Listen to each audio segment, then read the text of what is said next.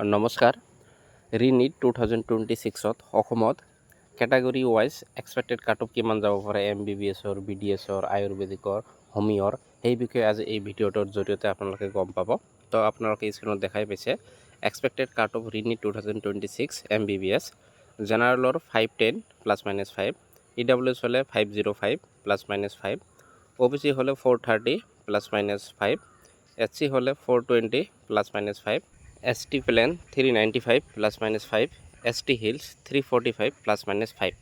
এইটো হ'ল MBBSৰ expected cut of 2026ৰ।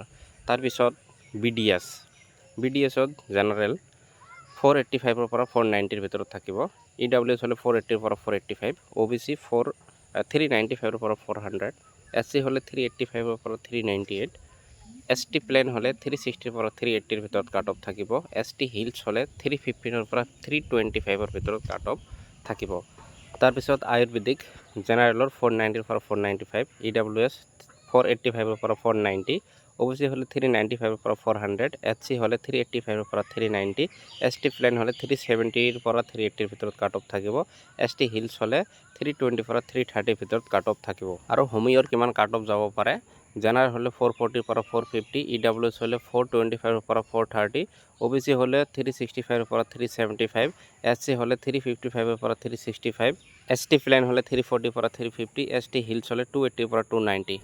আশা কৰোঁ আপোনালোকে ভিডিঅ'টোৰ পৰা কিছু হ'লেও উপকৃত হৈছে আৰু চেনেলটো ছাবস্ক্ৰাইব কৰিবলৈ নাপাহৰিব। ধন্যবাদ।